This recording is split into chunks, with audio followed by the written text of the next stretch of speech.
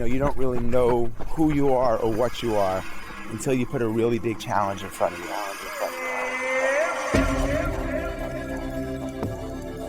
Fear is an asset and ally here to help you be magnificent. This crazy, silly, stupid idea to run across the Sahara Desert. You did make it this time, but you said if you didn't make it, you would try again and again. Everybody's connected to nature, connected to music, to their families, and now we're going to build a world that doesn't have racism and war and starving kids. I kept telling myself, run at me, and just keep smiling.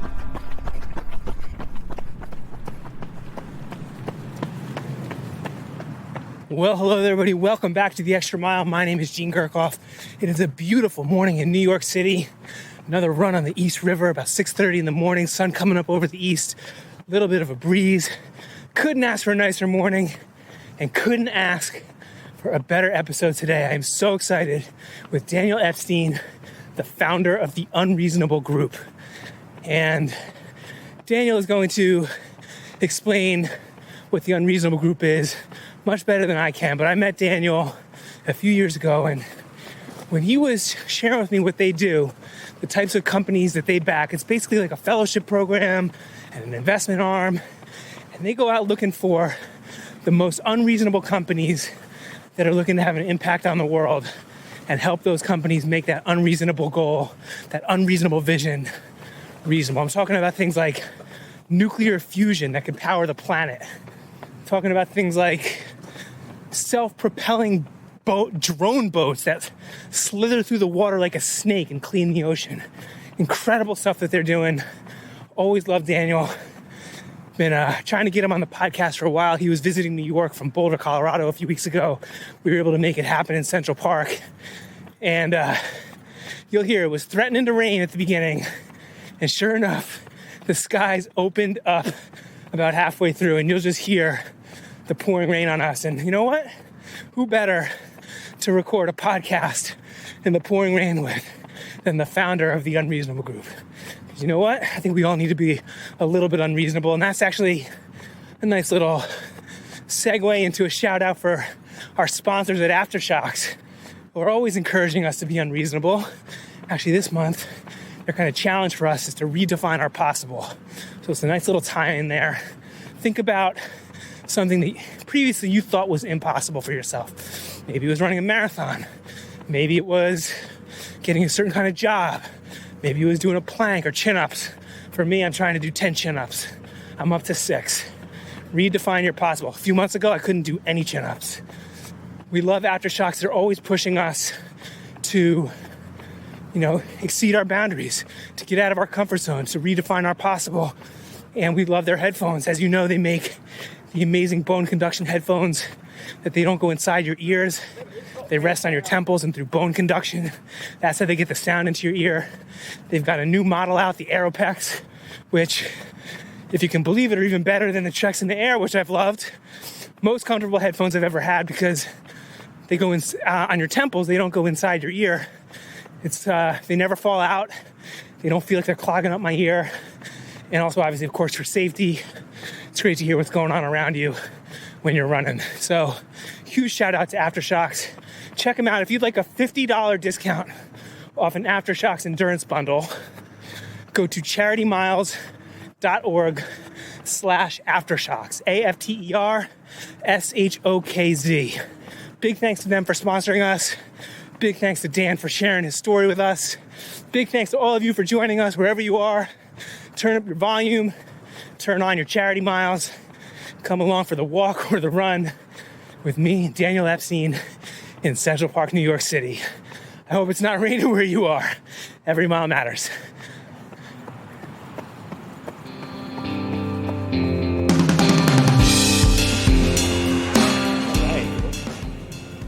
All right, Daniel Epstein. Hello, hello. Thank you for joining me. Yeah, man, excited to be here. In from Boulder, Colorado. Yes, sir. And here we are in Central Park, New York City. So can you visually describe first for our members who are hopefully walking or running along with us right now, where we are, what it looks like, what it feels like? Yes. The lightning that just happened. The lightning. So I think they might hear some thunder.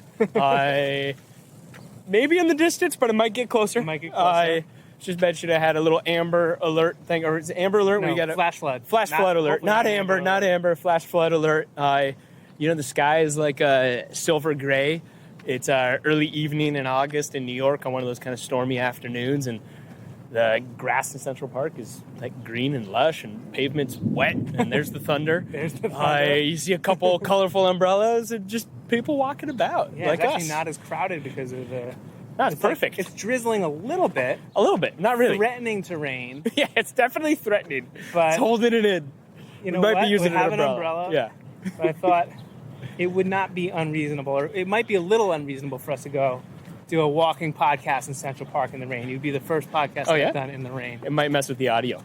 Well, we'll see. We'll see. Cool. But Love it.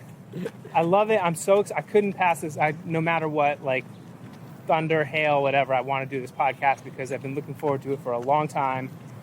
I love what you do. You are the founder of the Unreasonable Group. Yep. And I just need to share what the Unreasonable Group is with all of our members. So do you want to do it? No, I want you to do it. Okay, cool. So at a high level, what we are, yeah? The Unreasonable Group. Okay. Amazing. I think that like it's a couple things. One is the first thing to know about us are our biases and our assumptions. Biases and assumptions. Yeah, and the core one, and this is what we are, is we're entrepreneur centric to a fault, but we're proud of that. I think this second thing we are is a community of people who share a belief that market-based solutions are an incredibly powerful tool for us to solve either the toughest or most seemingly intractable social or environmental challenges. And what that really kind of shows up in the real world, right, is we have a fellowship called the Unreasonable Fellowship. We support right now 183 CEOs across those 183 companies, or CEOs, the companies that they lead. They've, in terms of scale, they're at a pivotal stage in their growth. They're collectively, they've raised over $3.5 billion in financing. They've generated over $3 billion in revenue, operating in literally every country, territory on the planet. Much more important than any of those stats, or than the tens of thousands of jobs that they support, is that they've measurably impacted the lives of a little bit over 300 million people. And that's ranging from atmospheric water generation, right? So pulling clean drinking water out of the air with 3% humidity. You can do it in the desert without any electricity. To what? Yeah, it's great. I can tell you about that. Yeah. The company's called Zero Mass Water. Cody's the entrepreneur. It's so cool. So from that to Caverity, Lisa Dyson's the founder of that, former NASA engineer, realized that you can actually, carbon is carbon, right? Mm-hmm. You can actually sequester. Chemistry. Exactly. Yeah. So, carbon's carbon. Obviously, carbon is carbon. Carbon is everything almost, right? Yes. And so you can sequester CO2. She can convert it into protein, into food, as well as into plastic. Cool. Just pull CO2 out of the atmosphere, turn it into food. It's actually, into food. The technology was developed by NASA, thinking about a mission to Mars, right? And if you're going to go to Mars, you're going to have to live in a spaceship for a year. Question was, as humans, we breathe out CO2, right? Mm-hmm. What do you do with all that CO2? And then how do you solve the food problem? And developed an enzyme that can eat CO2 and convert it into oils that turn into proteins. So from that to... guy I knew in college created a company. I'm not sure if it's still around anymore. Yeah. But they basically did that with methane, where they would build these things on top of landfills that emit methane, and then with an enzyme, convert that methane into plastic, fuel, and also fish food. Yeah, you can turn it. Usually, you can turn it into ethanol, which can be converted. Yeah. Exactly. So we can literally, there's technologies that allow us to be modern day alchemists with the biggest perceived sources of waste of our time, right? And so you can convert carbon monoxide and methane and all of these pollutants that lead to climate change. You can convert them into replacements for fossil fuels. Now you can do it profitably, and that's kind of where we come in. So there are these rare few individuals who I'd say have the courage or the tenacity to bugs are everywhere, man. To will these crazy ideas into existence. And that journey's a long, hard, oftentimes lonely one. And so we show up to support the entrepreneurs in any way we can, whether that's financing, whether that's just a community of support, whether that's helping a work-life balance, a job placement, taking dysfunctional into functional boards, on supply chain management, like anything these entrepreneurs need, we want to show up and contribute. Because in the end, like our success, collective success, Right. societal success, it hinders on these solutions reaching their full potential. So it's a fellowship program. Yeah. Entrepreneurs apply to be a part of it. What is it? No, they don't apply. They don't It's apply. confusing. You find them? Yeah, we find them. So they used to apply, and you know when it I think comes, I applied many years ago. Yeah. I wasn't unreasonable enough. no, you're definitely unreasonable enough. But like what we realized is that when it comes to trying to put a dent on these global issues, we call them BFPs, right? These big fucking problems. Yep. No better way of putting it. Yep. And whether that's climate change or food scarcity or water scarcity or the quality of the air we breathe or a lack of universal education, healthcare, like whatever that is, if you want to put a dent on those challenges, impatience is a virtue, right? And we got really impatient and realized that there was a role to play. Whereas originally we were with earlier stage companies saying, hey, we'll help you take this to market. And then we realized, well, instead of working with early stage companies, which is like unbelievably important, but there's a lot of support ecosystems for that now. Mm-hmm. We said, how do we scale what works? How do we identify the most effective solutions in the world and then give them rocket fuel? So you can't actually apply. We typically do about a year of research. I kind of structure of a portfolio, and we'll bring together for any initiative a dozen or so CEOs. How do you find them? Yeah, so a couple things. One is we have belief. Yes, business is business, right? But more than anything, business is people. It's all about relationships. And the rate at which you innovate ties directly into the rate at which you build real trust, like authentic trust. And so we have a very trusted community, right? Be that the just over 180 CEOs that we work with, the 400 mentors that we work with, the hundreds of investment funds and family offices and investors that we work with. Yep. And so when we're looking at a space, we're looking at private fusion companies, right? As an example, fusion, crazy technology. If it succeeds, it's unlimited clean energy for the world without any nuclear fallout risk. You basically recreate the sun. What? It's not fusion, it's fission. It's not fission, it's fusion. So fission is the one where you're pulling splitting apart. Yeah, fusion is the center of the sun. You put it together. If it's cracked, it is literally it's recreating the sun in a stable environment without any nuclear fallout. If it's cracked, it is unlimited clean energy for the planet for millions of years, right? It's crazy. There's a bunch of companies trying to do it. There's a lot of governments. Hundreds of billions of dollars is going into it. There's about a dozen private companies. And so how do you find the one that seems most likely to succeed? We reach out across our network. You talk to the investors who back fusion companies. You talk to Malaysia's Sovereign Wealth Fund, the Khazanah Group. Tom Darden's one of our mentors. He's Heart of Gold, amazing investor, very active in fusion. We'll talk to other CEOs who are close, proximate to that space, who are already fellows, and you start to hear the same name over and over again, right? Okay. In that case, for us, it was General Fusion as the company. So part of it is we will source through the network, through trusted relationships. Investors are a really great source in the sense that typically investors, they don't invest in dots, they invest in lines, right, over time. Right. So they have a long-term relationship with companies, and we'll say, hey, out of your portfolio, if you could bet on any CEO in healthcare, right, in India, I'm making it up right now, who would it be? And they'll say, oh, this one. And then we'd say, okay, not even within your portfolio, out of every single company in the landscape, right, in that ecosystem, because you've seen 2,000 over the last 3 years, what's the one that you would bet on if you could place everything in terms of having the most impact? And they'll recommend names. But then also, yes, like it's all about relationships. It's also about grunt work. There's just labor. You got to pound the pavement. And so Evan Petronic on our team, he heads venture selection. And the amount of primary research he's doing is absurd, right? Where you're literally just scouring the globe, going down rabbit holes, trying to find the most interesting solutions. Because the one caveat there is investors are a great source, but not all great companies raise investment. And those who don't, who oftentimes really have their heads down, and they're able to launch the company based off of hard-earned revenue, they're harder to find a lot of times, especially in emerging markets. And so we're doing a lot of research and a lot of referrals. Got it. So are you investing in these companies, or are you reaching out to them and saying, hey, we love what you're doing and we'd like to help? Yeah, so a little bit of both. We're not investing as much as we would like. So we do have a fund, a Reasonable Capital Fund 1. And we're in that fund, we're investing into, for the most part, earlier stage companies in the developing world that are profitably solving problems related to poverty. And that could be in healthcare, education, or energy, or financial inclusion, but all in the developing world. More broadly, how we really help drive resources into our entrepreneurs is through our community.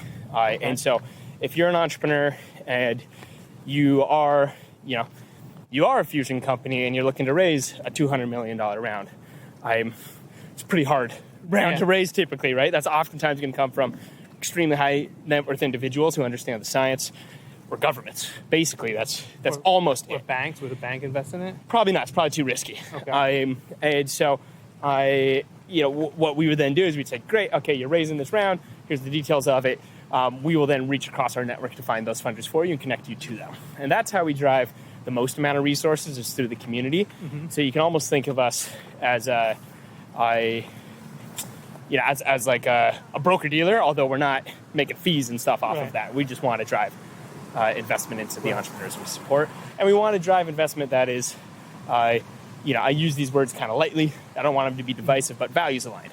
And by values aligned, I mean they care about not just the financial return; they also care about solving the problem that company is seeking to solve. But it sounds like these companies are going to have a huge financial return. I mean, if you crack fusion, it's a game changer. It's a leapfrog. Yeah, if you can figure out how to pull water out of the air in the desert. Which you can't, which zero mass does. Profitable. Yeah, oh, completely. So you're right. So one of our beliefs is, I think the world's still bifurcated, right, between nonprofit and for-profit, or public and private. Yep. But people are starting to use the language of like, oh, well, hang on. You can do well and do good at the same time, right? And you can do well, i.e. make money, by doing good, i.e. having, lasting impact. Right.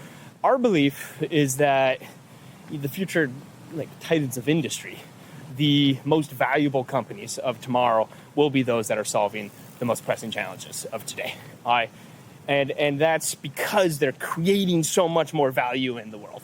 And so, yes, we actually think they're financially going to, and many of them are outperforming companies that are trying to sell ads more effectively. Now, I would say that that's not unreasonable. There's some thunder. There we go. As the rain starts to come down a little the harder rain starts to hit us. It's beautiful. I would say that that's totally reasonable to think that the titans of tomorrow are going to be the ones that solve the biggest problems of tomorrow. Yeah. I would think that it's actually unreasonable to say that the titans of tomorrow are going to be the ones that make the next big alternative reality app that puts rabbit ears on your head when you take a photo, or why? It's unreasonable. It's a weird world we live in, though. Yeah. That the next billion dollar, the next unicorn company is making some silly app or some new way of selling toothpaste. Well, and I think it's just like all entrepreneurs and all businesses design solutions to problem sets. That's how they make money. All of them, right?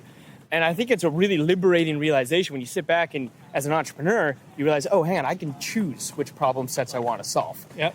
And the moment you realize that, you just apply the tool of entrepreneurship and business, and you get to choose the problem. You're not going to choose the problem that puts the rabbit ears. You're going to choose the one that actually makes a dent on history. And I think that the reason more people don't do it is they don't actually know that that's a choice they can make, right? Because the common narrative is, all these apps. And it's not that any of these people I think are bad people. I think they haven't realized that you can apply that same ingenuity and technology and equity and sweat and relationships and, sleep. You can apply that to something that matters a little bit more. And make huge returns. I think I always say look, profit is not a bad thing or a good thing. I think it's a tool. I think profiteering is a bad thing. Okay. But I have met very few entrepreneurs who are profiteers. Very few.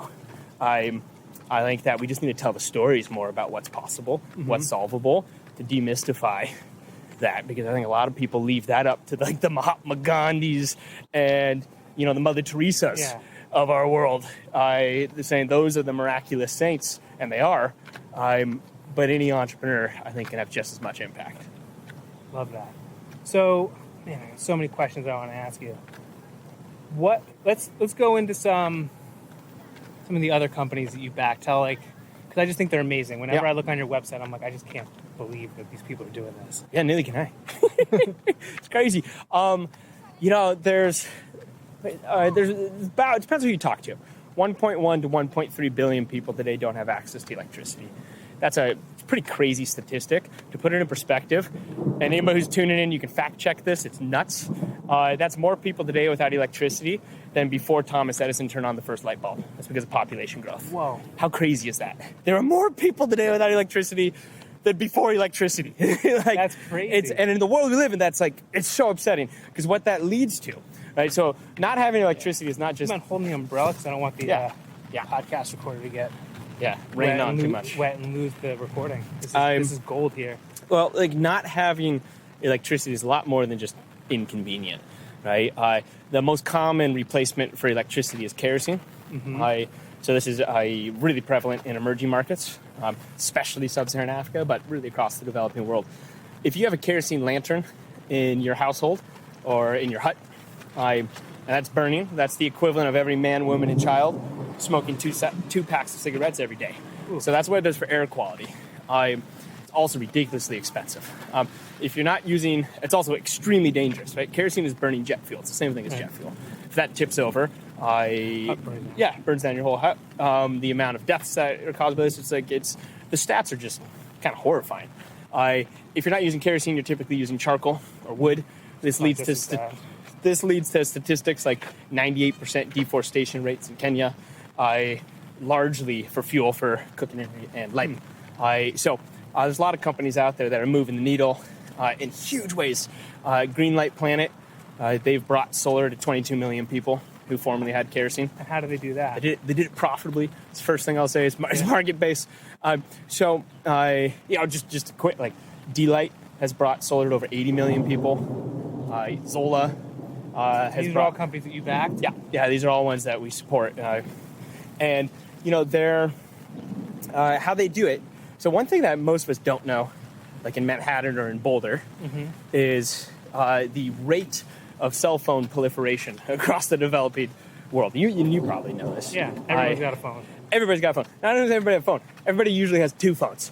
So in Mali, the per phone capita is 2.79 phones per person. Well, if they don't have electricity, how do they charge it? So you go into central charging stations, right? Or you'll have a guy with a bike who's got a crank, like an old crank radio. Oh, wow. He'll crank the electricity.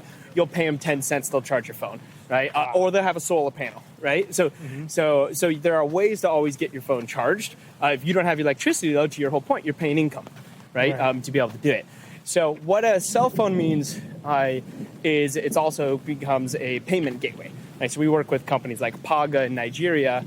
They're bringing banking services to the underbanked and underbanked. Over 9 million people in Nigeria use their cell phones to send payments. This is true all over the developing world. And so what these entrepreneurs realized, like Patrick and Ashish with Greenlight Planet, is that you're spending between 10 and 30% of your take-home income on kerosene for lighting, and your take-home income is $2 a day, right? So let's just go really simple math. Let's say you're spending $3 a week on kerosene. That's a huge proportion of your income, right? Well, $3 a week, actually, because the costs of solar have plummeted so much, you can actually afford to get a solar installation and pay that off over time at the price you were paying for kerosene. They'll even do it a little bit cheaper. So if you're paying $3 a week, they come to you and they say, hey, do you want to switch from from kerosene to modern solar at $2.50 a week? And by the way, in 24 months, you'll own it. You'll never have to pay anything again. So it's a complete no-brainer. It's cheaper than kerosene off the bat. And then after 2 years, you own it outright. It has 60 to 100 times the luminosity. It has no health risk. And the reason you can do it is because your mobile phone, every week, they send you a text that says you owe us $2.50. If you don't pay it, it shuts off the light, right? And so think of it as a distributed utility at the emerging market level. But you're getting solar cheaper than you're paying for kerosene, and then you own it outright, whether it's in 3 months or in 24 months. And then you can take that excess income, because you were taking 20% of your income, right? And now you can apply that to education or into healthcare or whatever that might be for your kids usually. Wow. And so they put the solar panel on their home? Or put the solar panel on your home. And with that, you also typically have USB charging. You can charge a radio, you can charge your phone now, to your point. You can have multiple lights, leads to a lot more safety, leads to higher results on the education side. There's huge correlations there because kids weren't able to study at night before, kind of so on and so forth. So, it's just an example. But, green light plant, I hope I can say this. Sorry, Patrick, if I can't. But they're profitable, cash flow profitable. And they're raising hundreds of millions of dollars. And they deserve it because, every penny that they make more is another kerosene lantern that's not killing a family. And it's more income for people at the base of the pyramid. It's kind of a first step out of poverty. And 22 million people is a lot. That's a lot. We just throw out that number, 22 million. In this case, 2 entrepreneurs co-founded it on a couch. And now they're impacting 22 million lives, and they're just getting started. And so we look at that and we say, great, how do we help you go from 22 million to 220 million faster? Because you have something that works. It's profitable, it's measurably effective, it's changing lives. It can't scale fast enough, in terms of the urgency of the problem. So what are the problems of it scaling? What would be holding a company like that back? Well, okay, now let's go abstract. I don't want to just talk about green light in that sense. Just the general challenges that we see across the CEOs we support. So I would say all entrepreneurship is hard. I don't care what stage you're at, if it's the idea or if you have a team of 10,000, it is hard. It's always hard. And I think the common issues that the companies we support deal with, one is certainly financing. It's hard to raise money no matter what. I think if it's hard to raise money here in the U.S., how hard would it be to raise money, as a solar company, based out of southern India? It's exponentially harder, right? Even if it works, it's exponentially harder. So resources in terms of financing, and the reason they want it is leverage, and to leverage, leverage their growth, scale what's working. That's always hard. Having a center of just groundedness and balance in your own life is remarkably hard. And I think that we oftentimes lose ourselves in our work because the cause means so much to us, but it's actually short-sighted. Because if you lose yourself, you've lost the whole thing, oftentimes. Especially on an entrepreneurial journey. Unfortunately, companies that are between 0 and 10 years old are usually remarkably founder-dependent. And you need to be able to show up for your full self, for your company, and for your team. But the irony is that means you need to take time for yourself. And I think a lot of CEOs forget that. And a lot I'm of working on that personally myself. Yeah, and you have a kid, right? And now I'm doing it with 4 kids, and it's just hard. It's just hard. There's no getting a way around it. And so a lot of times we're helping in any way we can. 1, illuminate that, and then 2, say, okay, well, here's an incredible executive coach, or here's a network of support across these other entrepreneurs, and we can do peer-to-peer coaching with the CEOs to each other, whatever that might be, or we can just be a confidant. You can be vulnerable with us. The other side is just scaling culture. It's hard as sin to keep, to build a world-class culture. I'd say culture it's cheesy, that expression, but it's way more important than strategy. I think way more. And a lot of our CEOs, we all can be better at building a world-class culture, and one that leads to emergent greatness. I was just talking to a guy who said this was an interesting stat. He said, a lot of companies talk, especially big companies, they talk about employee engagement. What they don't talk about is employee fulfillment. And that's what actually really matters. I like that. I'm going to use that. Apparently there's a study. So somebody look it up, and you and I should look it up afterwards. Okay. Maybe we could throw it in here. But they looked at fulfillment at the Gates Foundation versus Monsanto. And the question is, where do you think people are more fulfilled? Now, anybody at Gates will say they are actually moving the needle on the world's hardest problems, right? But I think that as organizations who are focused on a societal benefit or environmental benefit, we take that for granted, and then we thereby think, because you're on the team that's trying to solve this problem, you should be fulfilled, right? Monsanto, apparently according to the study, way outranks Gates Foundation in fulfillment. Because what Monsanto does is not actually about what they're doing, it's about the how. And it's about community within the company. And it's about these deep relationships, and you have employees who are there for 50 years. right? And it's like, so like one of the things our entrepreneurs I think struggle with in terms of culture is like we kind of take the mission for granted. I did this. So just personal experience, I really messed it up. I figured like we're trying to help people solving the world's hardest problems. We should be grateful, you know? Yeah. And I think that's short-sighted and naive. Because we also want to be a part of the community, right? And if all we're doing is working, that doesn't lead to fulfillment. I think that, you know, there's huge challenges with branding for the CEOs we work with. A lot of them are engineering founders, right? They stumbled upon a miraculous technology. They've brought it to market. It's so hard to do. And, you know, the assumption is this is 10 times more effective or efficient than the current one. It should just work. But that's not how the real world works, unfortunately, right? And so consumer behavior, market behavior, branding, customer relations, like all of that. I don't think we want to admit how important that is. But if you actually want to move Sales the and needle, marketing. Oh my gosh, right? And it's like, and it's not a question of ideology; it's a question of what works, Right? And like that has to be a part of the equation, right? So that, I mean, there's a lot of things, and it ranges from like, you know, my family's fallen. This isn't me in particular, but like my family's fallen apart, and I can't figure out how to balance work and life, and I'm failing at both. It's like, okay, here's one of the top relationship psychologists in the country. We'll connect you to him within the community. And here's a list of pre-vetted executive coaches. And by the way, you know, here's 3 other CEOs who struggled with the same thing and were able to turn it around. Like, we'll connect you to all of them. You know, it could be anything. So it's the hard stuff, i.e. the financing and the revenue, and it's the soft stuff.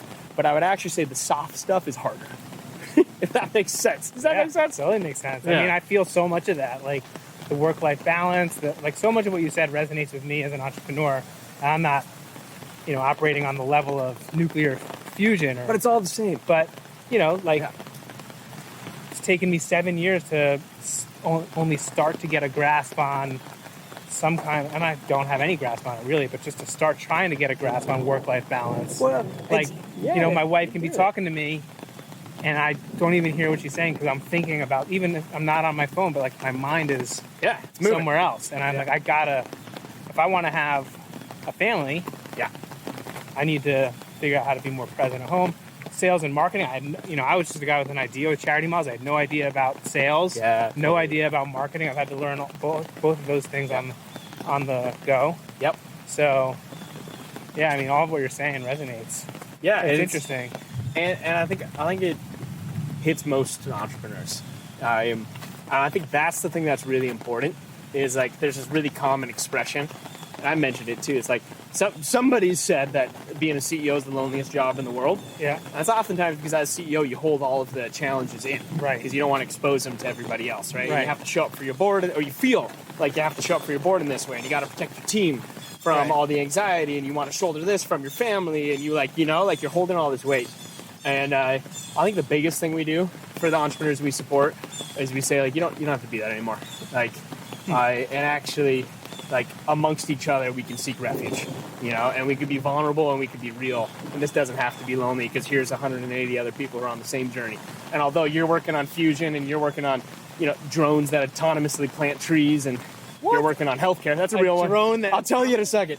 Actually, I said it wrong. It doesn't autonomously plant trees. It needs one operator, but it can plant thousands of trees in a day. They're doing it in Southeast Asia right now. It literally shoots. It has an air gun. It's called Biocarbon Engineering is the company. Suzanne runs it. This drone, they have 2 drones. One kind of flies high above the other one. It's analyzing the topography and the soil beneath it, and the other one is actually a drone with an air gun on it, and it like a little cannon. So instead of shooting missiles, it shoots trees. It shoots tree pods. So pre-gestated tree pods, right? That's amazing. Planting thousands of trees in a day with one operator. You know, if you want to bring the planet back to homeostasis, planting trees is critical no matter what. And estimates are that we need to plant well over 1 billion trees. So how are you going to do that? Let's use drones, instead of for warfare, missiles, for planting trees. That's amazing. I mean, it's incredible. So I mean, there's stuff like that everywhere, and that's another thing. Is like, you know, I think just as engineers or entrepreneurs, we don't realize that like we can use these technologies to do things that matter more.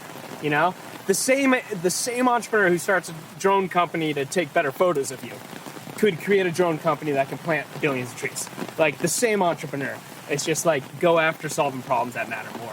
It's like the thing that, we're lucky. Oh, that was There's good. some thunder. There's some rain. That'll probably come up on the podcast. Yeah, this is good.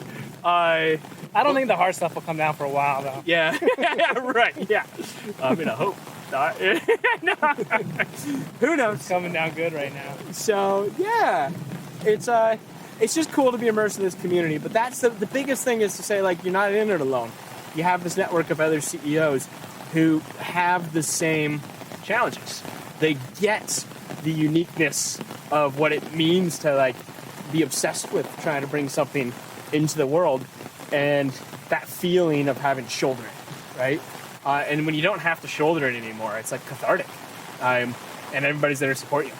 Amazing. There's a couple things you said that I want to come back to. I'm not sure if we'll have the time, but I do want to ask, like, how did you have this vision? Like, what led you to do this? Yeah. Ooh, I want to ask you that. Okay. Well, mine's the simplest story, but it's pretty simple. It's selfish. Like, what were you doing before? Yeah, so I was working on startups, and I was working on, this is in university, studying philosophy. I was originally math, finance, and econ, and then took a philosophy 101 course, and I fell in love. I realized I was learning how to think, not what to think. And that philosophy has you question everything, like why on everything. And that took me down this path. So I had 3 startups in university. All of them, we were trying to solve these really tough, just working with best friends in university, trying to solve these really tough societal challenges, typically delegated. Like, what's an example? Making higher education affordable. Okay. And you were just doing this while you were in college? Yeah, you said university. You from Canada or something? Yeah, I am. Yeah, I was born in Vancouver. I didn't know that. Yeah. This guy. Now, I only lived there for 3 days. You just gave yourself away. Yeah. But I was only there for 3 days. But I'm a very proud Canadian. They were my first 3. Okay. Yeah. So anyways, I was working on a couple startups, trying to solve societal problems, for-profit business models, and I just felt like a misfit. I didn't know who to hang out with, right? I'd go kind of to the nonprofit, social sector. I was like, well, we care about the same problems, and I realized I'm a misfit because, I believe that profit's one of our best drivers for ingenuity and markets for scale. And if we're going to solve anything at real scale, and this is not true of everything, but most things, I think ought to be profitable, and it probably needs to be. And then so went over to the private sector, being like, they get that. I'm even more of a misfit because I don't care about profit in and of itself. All I see it's a tool, right? And a hammer can be used to build a house or destroy a house. But I think it's the most powerful tool we have. And so I want to lever profit towards solving problems at scale. And so feeling like a misfit, I wanted a community to seek refuge in. It didn't exist. It felt lonely. And that was the genesis of Unreasonable. Pull together a community of entrepreneurs who are feeling the same things, who are foolhardy enough to believe they can, quote unquote, change the world, right? Yeah. Foolhardy, intentional, but they're so hell-bent and they're so determined, they won't stop unless they do. That just didn't exist then.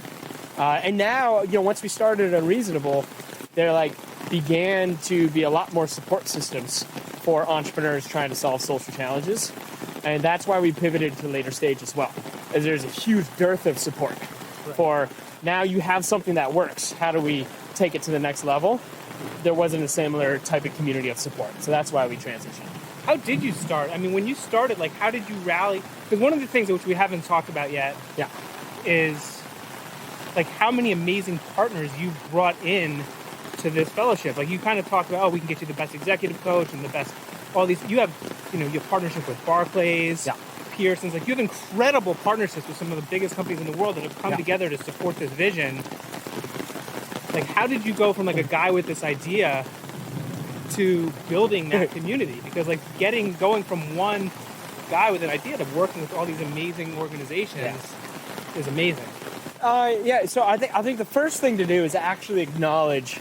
I think it's important to actually acknowledge privilege in this sense. So one thing I want is, there's a story where at one point, this is not that long ago. It's about 3.5 years ago. I'm basically 8 years into this journey. It's a long time.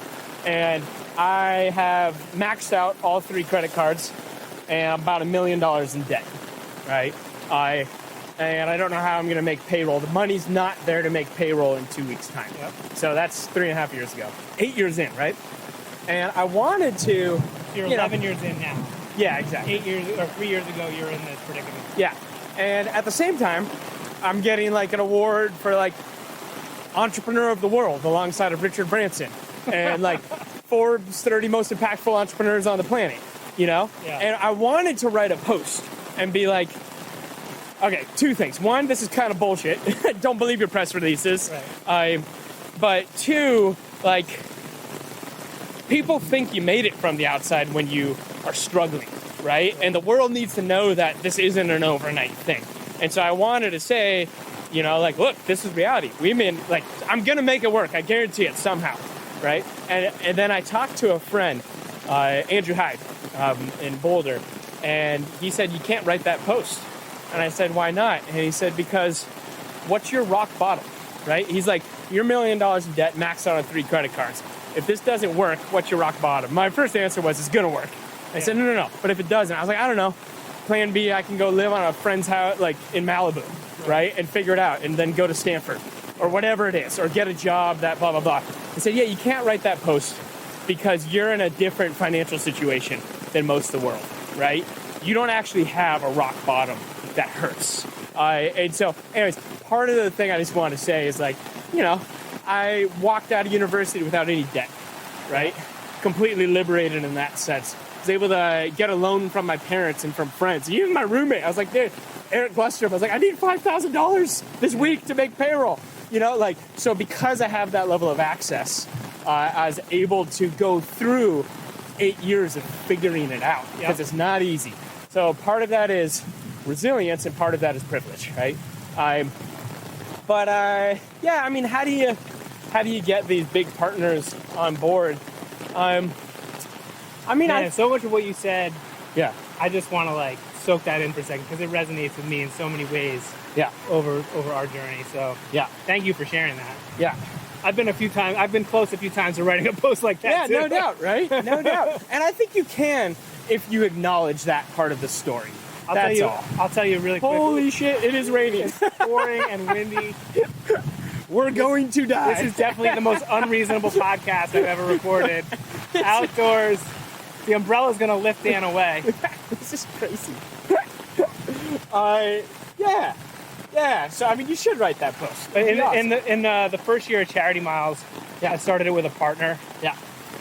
And the deal was that we were going to split the charity obligations for the first year because nobody would sponsor us, so we were going to fund it ourselves. Yeah. When it came time to pay the charities, he backed out. Yeah. Oh. And you had a story that I tell enough. So, like, I didn't have enough money to pay it. So, like, I'm, like, literally days away from, you know, shutting down the company. Yeah. And I'm broke. Like, ended up moving in. My wife and I ended up moving into my parents' apartment. Yeah. Also, again, privilege. Like, I have a lot of privilege I could fall back on. Totally. And super real at the same time. Yeah. You know, here I was, like, a former attorney. You know, one of the biggest firms in New York, making great money, moving into my parents' apartment. Yeah. And that week, Men's Fitness came out with an article, like cover story, 10 game changers of the year. Yeah.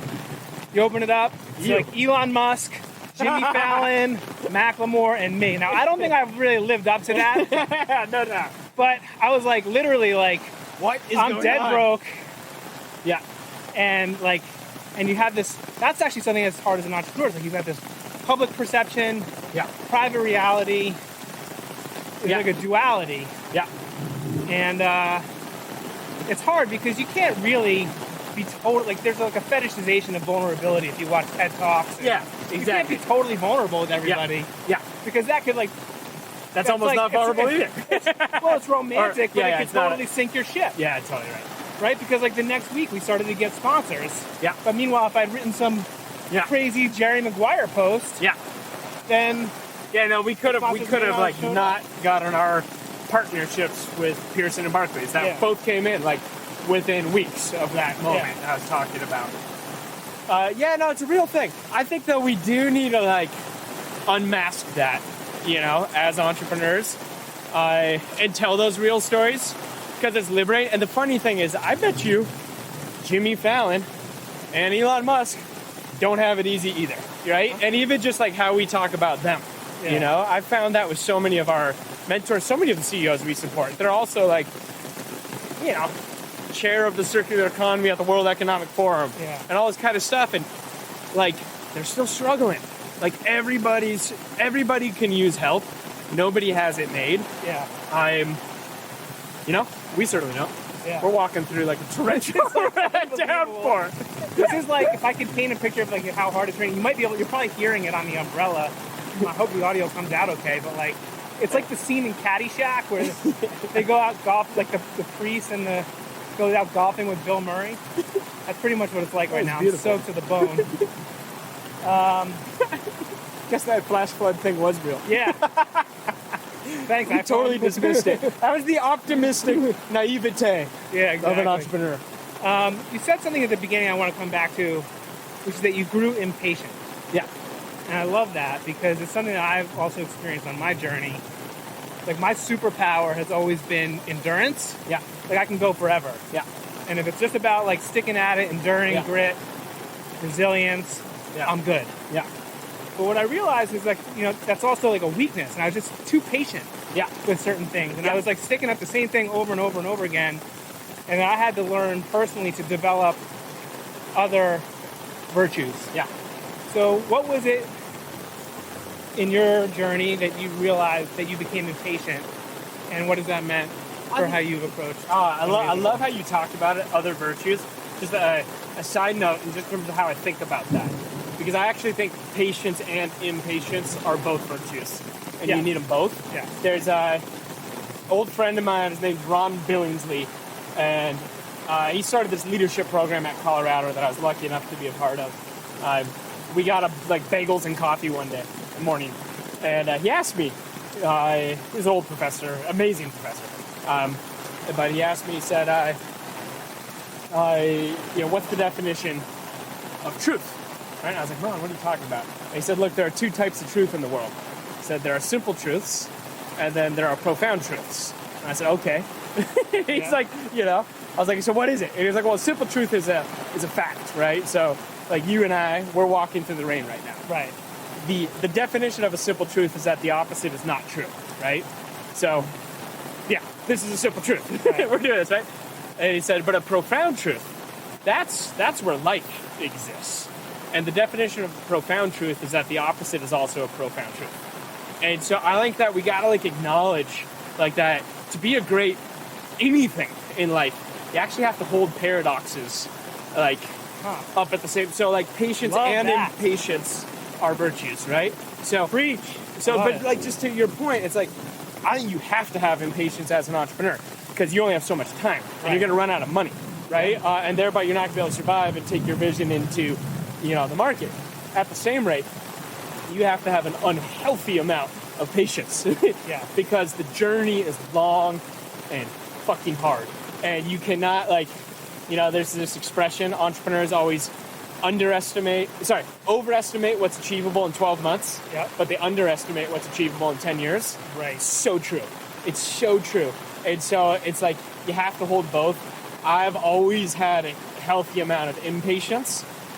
In terms of unreasonable needs to exist in the world. How does it not exist? We need to will it to exist. This has to happen now, right? Mm-hmm. And over time, I've learned that I want us to be a multi-generational organization. I want this to live for far more than 100 years. Right? Barclays has been around for I think 328 years.